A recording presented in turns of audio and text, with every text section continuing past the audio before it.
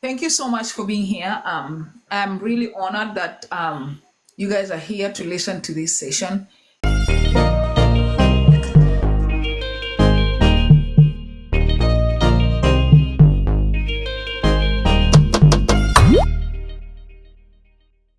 We have a special guest.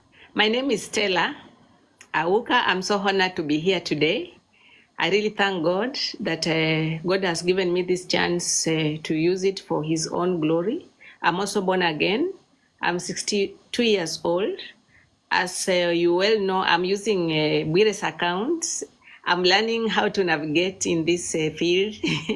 I hope I'll perfect soon.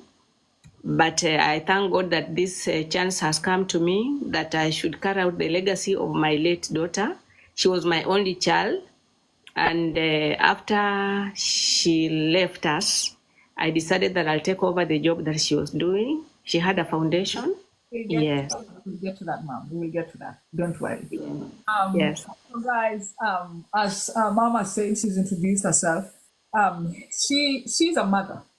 And when she's talking here, she's introduced two people, okay? She's carrying two people there with her that are very, very significant to breast cancer awareness and championing, awareness creation and all that.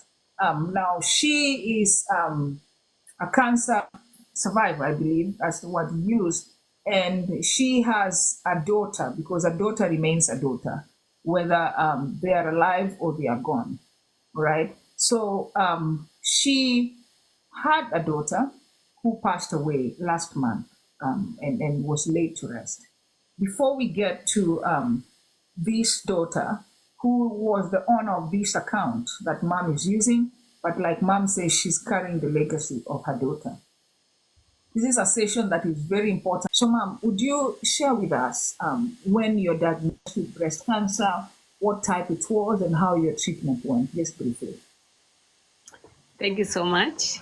I was diagnosed in September 2015. And it was gotten at a very early stage. My stage was stage 1. So the journey was short and easy. I went through the operation, then I had 4 chemos, and I was put on oral therapy. Actually, the whole period took 1 year, and I was back on my feet. I was doing everything as I had been doing. So until I told you, you wouldn't have known that I went through the process. Okay. It was that short. And because you say they put you on the oral therapy, was it the estrogen or the progesterone? Estrogen, positive. Yes. Stage 1. So you had the lumpectomy, right? Yes, I did. Okay. Your treatment was also in Mombasa? Yes, I was treated at Aga Khan Hospital. They had just started this program down here. Before they didn't have. I was lucky I was among the first people to have received that in Mombasa. Okay. Yes. So your insurance paid for that. And guys, your insurance paid for it. Yes, my insurance paid for it up to some level because I outran the amounts. So I just topped up the last part of the treatment. I paid by cash. What? So this is stage 1 and it's easy. They normally say estrogen stage 1, 0, that's a walk in the park, but still you run out of insurance. Yeah, because that insurance we had been using for the whole family. Oh. So, yes, it was for the whole family. Okay, I understand. Now, we cross it, we move very fast to 2023, if I'm not wrong, or 2022. When my daughter started? Yes, when she was diagnosed. It was 2021. She was diagnosed in 2021. Towards the end of 2021. Mm-hmm. So how did that start? How did it start? And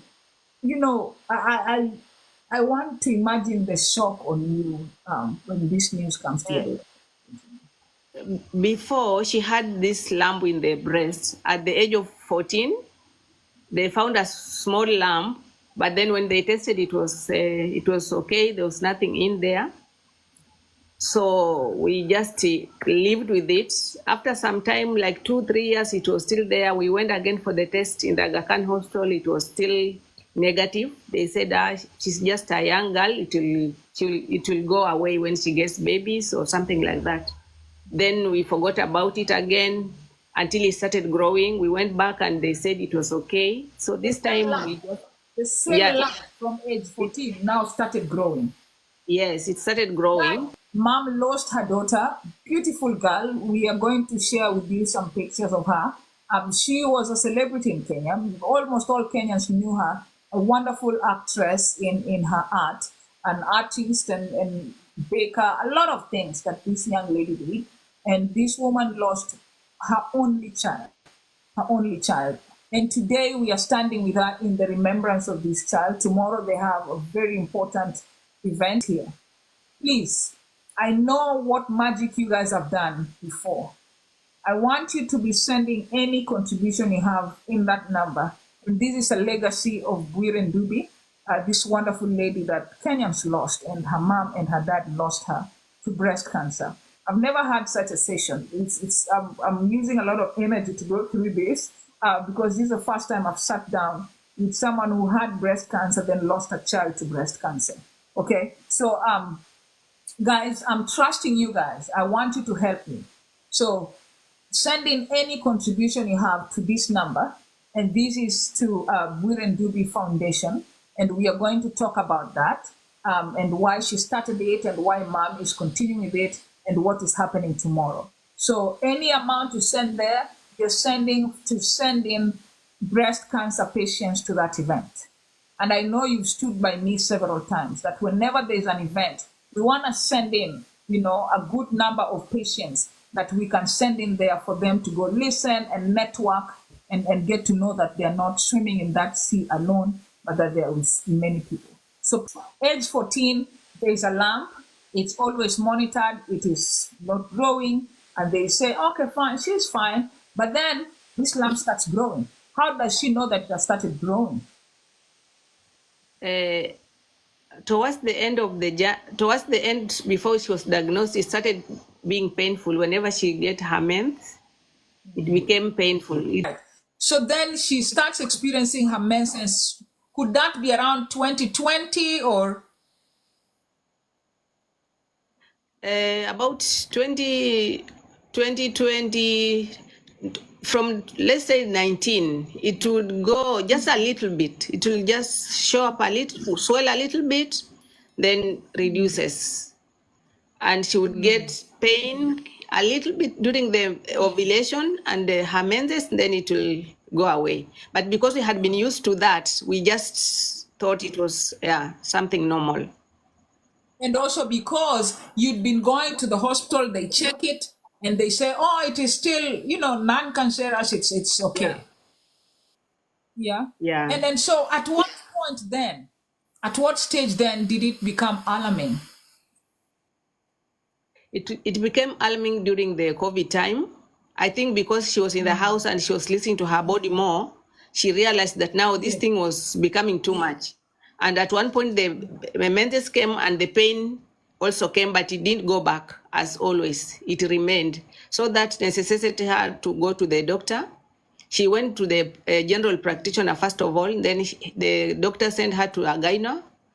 From there is when they told her to go for further tests, and they found out that it had become cancerous.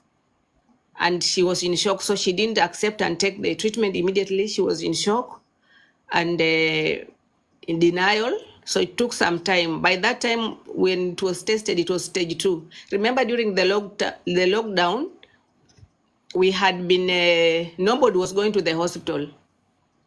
People feared to go to the hospital because of the detaining thing. So I think also she took some time. So by the time the first diagnosis that came, she was already at stage 2. So by the time she was denying and not taking action very fast, by the time we started treatment, it had already gone to stage 4.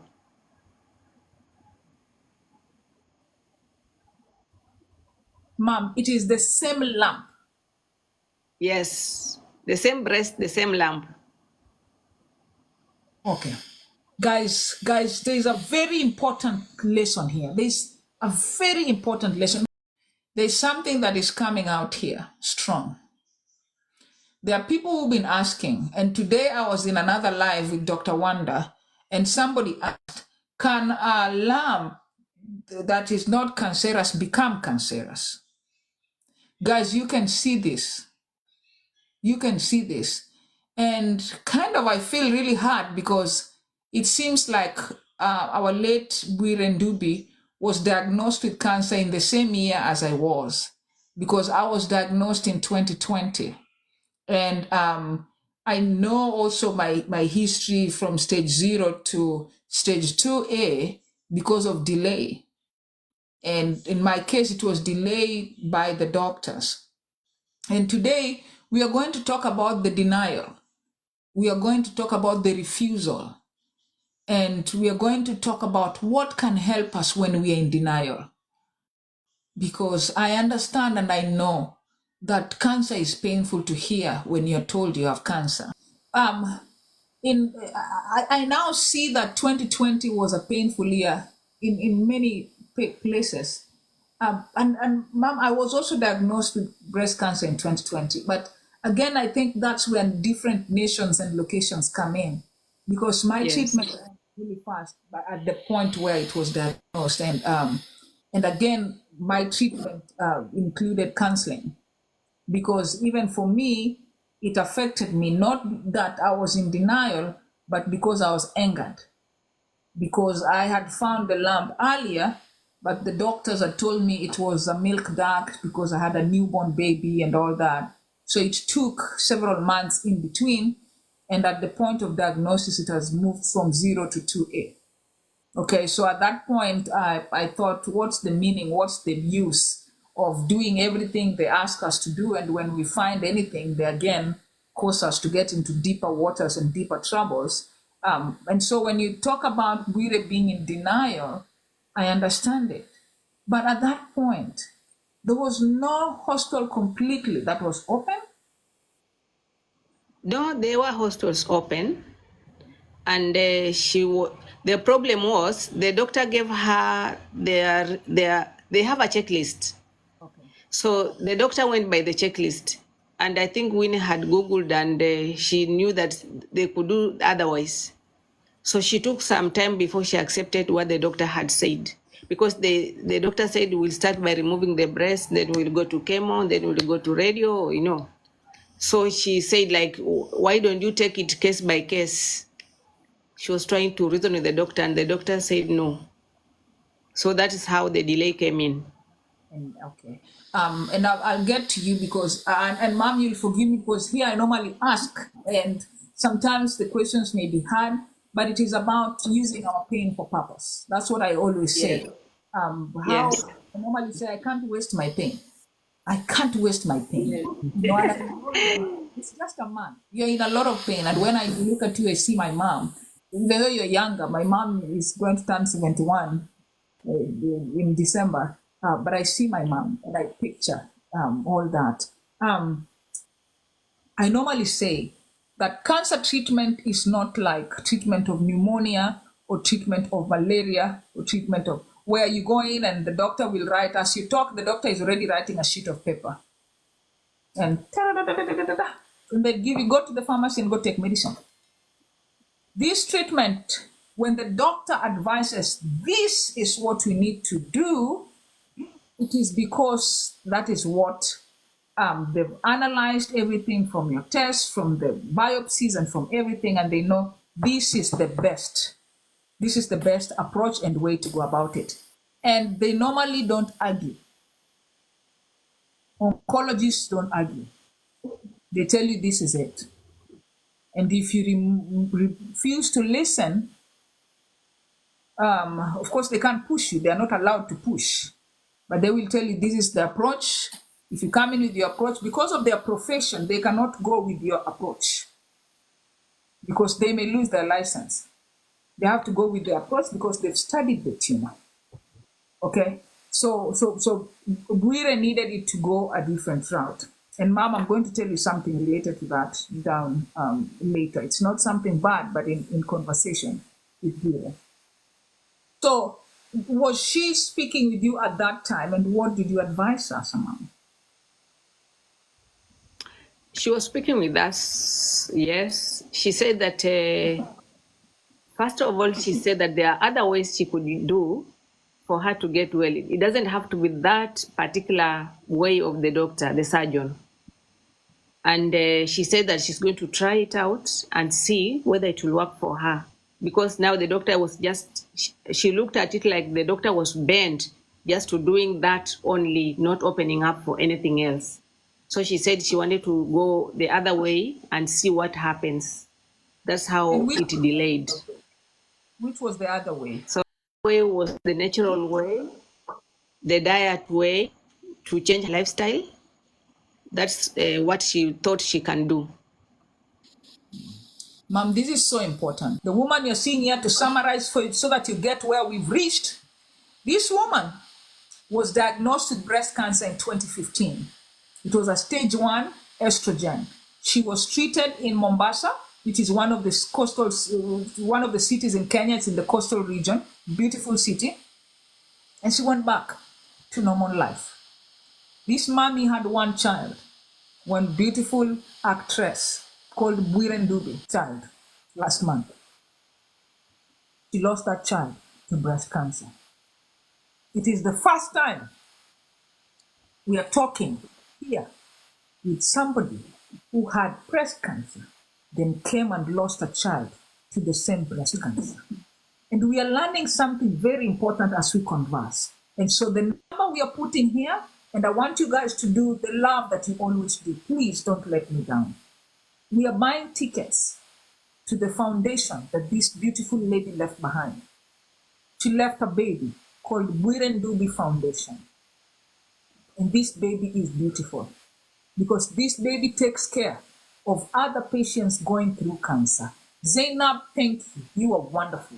You got in and you followed and you're sharing. That is what we want.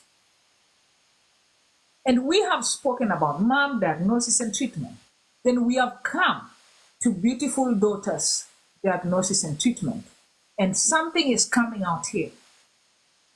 Daughter had a lump from the time she was 14 years old. 14. People normally ask, can a lump that was not cancerous become cancerous? Yes. So you need to keep this being monitored. Bwire had a lump from age 14, always monitored, always benign, no cancer in it. And then come 2019, it started growing, meaning now cancer has sneaked into that. Okay? Now we move, it starts getting painful during periods. How many times have you seen that question here being asked whenever I'm live? How many times have you seen people commenting on my videos? They keep asking, whenever I'm in my periods, my menses, it keeps growing. Then when I'm not in my menses, it shrinks, it goes away. Now I have an answer. It is not the same for everybody, but now we know it can happen. Now we know it can happen. So we went in to the doctor. This time come 2020, then poof, they find that, you know what? That little lump that you had in 2014, when you're 14 years old, has now become cancerous, and it is cancer. And you are stage 2. But guys, we have COVID. The world is closing down. People are stressed. Then this young lady who's been diagnosed with cancer is stressed more. And then we normally talk about going into Google, reading these things. People say, oh, and mom, today we were in another session, we were talking about sour soap and all these things that people say, and all these people that come. And then now this is the second one, because I know there are some people who even also pushed her. I had a friend, a lady called Aline. Aline was pushed to take some herbal medicines after chemotherapy because she also wanted to keep the breast. And somebody told her, don't go for the surgery. Drink this and it will all go away. And Aline passed away. And mom, I know it's strange. When Aline passed away, that's when I started going topless. Because I wanted, whenever I come live, I do this because I wanted to sink deep in people's minds and heads for them to know Many of the ones who object, they object because of loss of breast, not lumpectomy, but mastectomy. Because they can't imagine, how can I live without breast? They can't imagine, if my insurance is not going to pay for the reconstruction, how will I look like? They can't imagine, how will I get a baby and I won't feed them? Because even if they reconstruct your breast and you have a baby, you can't feed them from the reconstructed breast. Because that is tissue from somewhere else. So there's a lot of these questions in women's minds. But guys, we have to know at the end of the day. And that is something I asked myself when I was refusing to listen, especially regarding the food I was supposed to eat during chemo. My friends told me, Diana, be fair to your loved ones. Be fair to your children. And when I had my children, I woke up from my slumber.